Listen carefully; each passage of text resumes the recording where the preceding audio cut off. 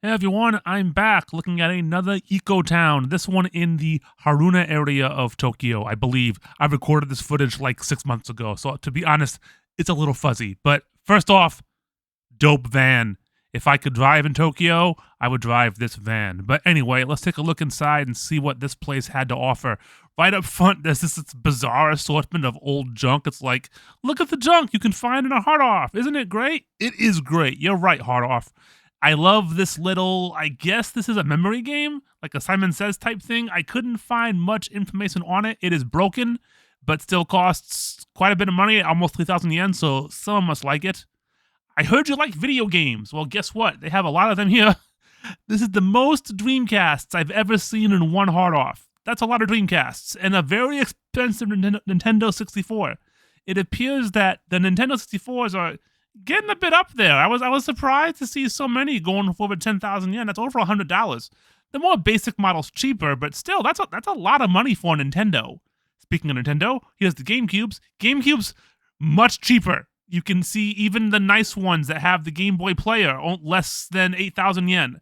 And then up top, some Wii's, Famicoms, Super Famicoms, lots of Famicoms, lots of Famicoms, a lot of Famicoms. And I thought the Famicoms were interesting. You can get a good variety here. You got cheap ones at 2,000, then that nice later model at almost 10,000, then nice later model with the box at 11,000 yen. That's over $100, but it is in very good quality. But again, tons of video games at this location.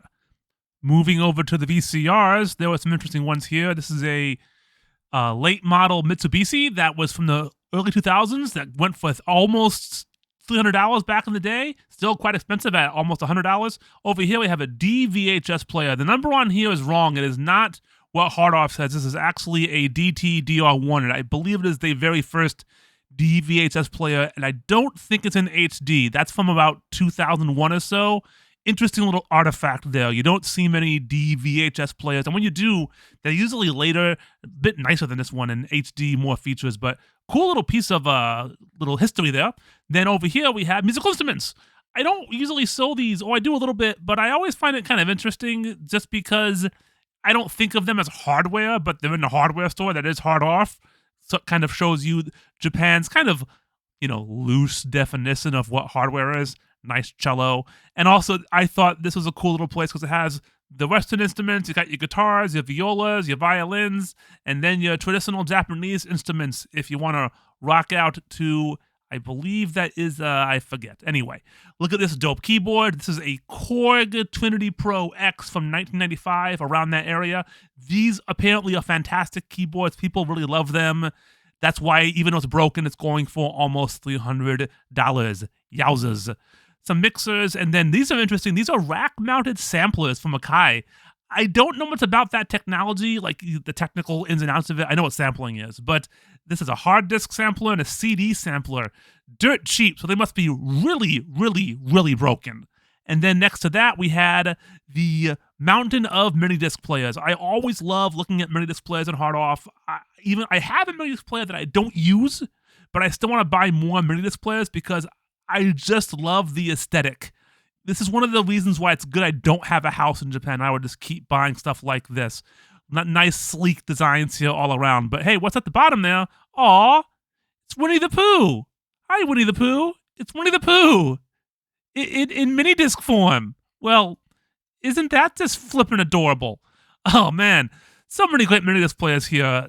Expensive still, too. You can see a lot of them go for over $100 US. Next to that, you have some cheaper stereos. Nothing too interesting there. But I thought next to that was kind of strange. They had this mountain of, garbage Bluetooth speakers. I mean, these things suck, and they had a million of them. I don't know why. I guess people want bad speakers sometimes. Moving on to bad video games, here's a Playdia. This was Bandai Namco's, failed system from, I think the mid-90s. This sold for, 24,000 yen when it came out. Now it's selling for 6,000 yen broken. So I guess there's probably not a lot of them, but it's like the Japanese version of the CDI. It was edutainment, educational games. That's why, hey, guess what? Nobody bought it. So, and I'm not going to buy it either. I'll put it back right now. Over here, we had some old cool mini discs, old Walkmans, old stuff like that. I just think those look cool. Next to that was this tape that it was the promotional tape, I think, for the very first Walkman. I bought that. and it won't play. So I got to work on that. I think it just needs like the tape needs to be, retaped, but I'm not technically savvy, so I'm going to have to look up how to do that. I don't know what that thing is, that Bandai thing is. So if anybody knows, leave a comment. And I love these old keyboards. That is a ergonomic, like switchable Mac keyboard with an additional like add-on. I imagine for graphics or some kind of like technical people. Again, leave a comment if you know what that is. Big camcorder, medium camcorder, tiny, tiny, tiny, tiny, tiny camcorder. It's cute.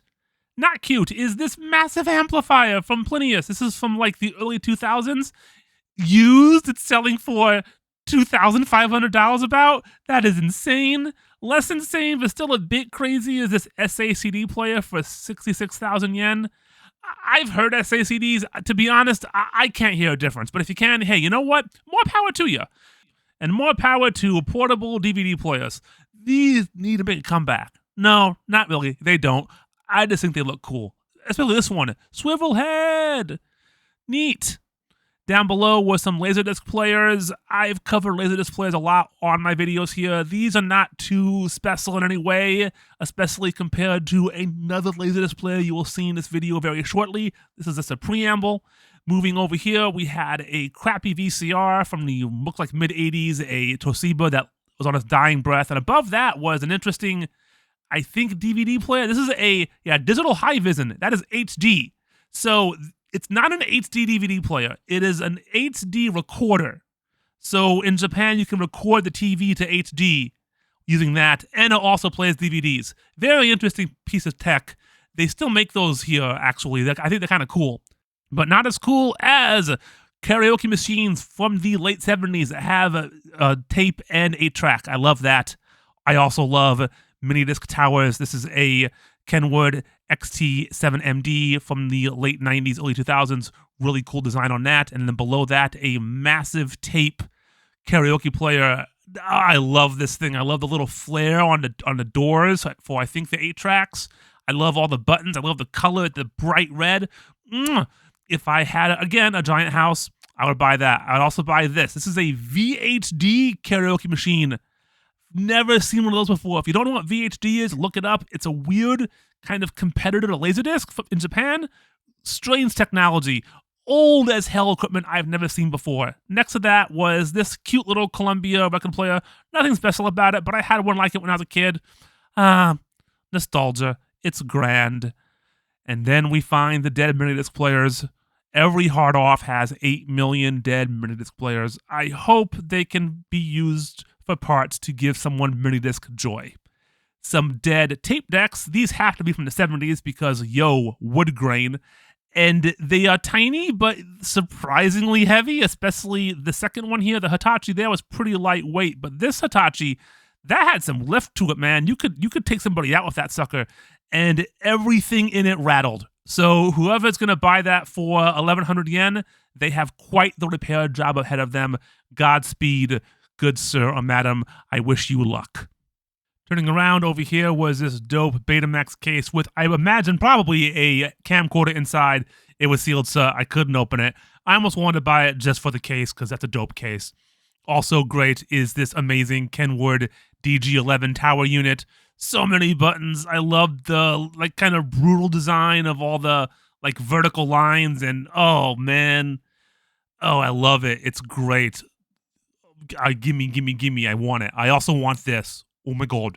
This is a Pioneer Laserdisc DVD karaoke machine and tape, as you can see. Massive unit. I imagine that was used in karaoke bars and not at home, but hey, bubble economy in Japan, throwing money, who knows? That thing is broken but still costs almost $80. Massive thing. I almost wanted to buy it just as a coffee table. Second biggest thing I saw on here. Here was the biggest and most expensive. Can you guess what this is? Giant speakers. These are Vitafox CD191s. They were making those in the 1940s and I believe up until the 80s. I took around a look here at the back and just to find the manufacturing date, and it said 82. So that's a relative late model for this brand, I believe. Must be fantastic. tons of other speakers in this little audio room. Those were by far, without question, insanely the most expensive thing in that room, in the store, in a hard off I've seen to date.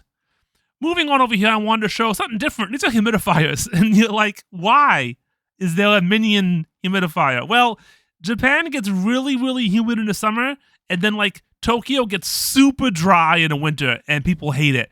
So you see these desk humidifiers everywhere. They're usually prizes in UFO catchers or crane games, as you call them in America. And they're tiny. You can fill them with water. A lot of them have USB ports, so you can just plug them into your computer.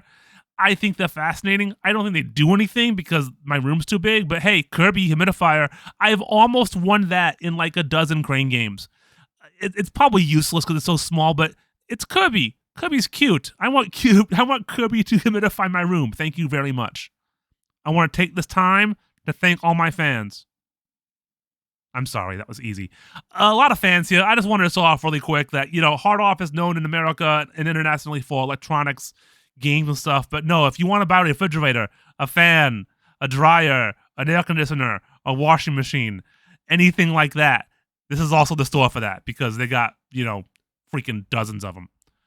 This store also had a hobby off. I usually don't videotape that much there. It's mostly newer toys, mostly stuff just for kids, and usually a lot of kids in the store, so videotaping is kind of, iffy.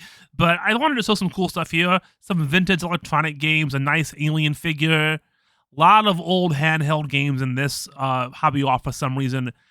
Want to play handheld LCD backgammon? This is the Hard Off for you. A lot of cool stuff there. I wish it was easier to look at, not all behind glass like this. Next to that was some cool toys, some good figures, lots of Godzilla. There is a very expensive, flaming Godzilla. Flaming, and then below that was Stripe. What up, Stripe? Oh, man. I want that. I need more Gremlins toys in my life. I also need more Totoros. And if to go with my Totoros, I should get some freaking guns. Because, this store had guns galore.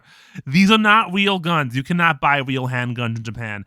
These are BB guns, airsoft guns, stuff like that. The thing is, though, they look real because in Japan, you don't need the orange tip. Sometimes they have the orange tip on the gun. I believe some of these do. The silver one here, if you look really closely, kind of has an orange tip, but most of them don't. They just look like guns. Some kids in my neighborhood just walk around holding these things, and it's, to be honest, a little terrifying. But I'm an American. I also liked up here you had more guns on the wall, with the little laurels around them, the little leaves. It's like a kind of demented holiday display. I feel like I'm in that guy from Tremor's basement. But anyway, guns. Japan loves guns. They just love guns that you can't kill anyone with unless you really, really try. And then fake food. This is not someone's leftovers. This is plastic food. Stores usually have these in the display to show you what they're selling. I do not know why this Hard Off just had a random piece of fake food. But hey, for nearly $40, you could have some fake fried chicken. Thanks everyone for watching this video. Between my last video and this video, it's been a few months. I've had quite a few new subscribers. I hope you all like this stuff. I plan on doing more videos about game music and old records and tapes soon, I hope. I have a lot of stuff to do. But if you like this video, hit that like button. If you want to see more videos like it, hit that subscribe button. And if you want to hear more of my lovely voice, you can do that on my podcast. I have two podcasts. One, Alexander's Ragtime Band, is about progressive rock music, everyone's favorite genre of music. And another podcast, Cinema Oblivia, is about weird, old, hard to find, or out-of-date films. I have links to both of those in the description below, so if those sound interesting to you, I hope you check them out. But I hope to be back soon, maybe next month or the month after. Until then, have a good one and take care.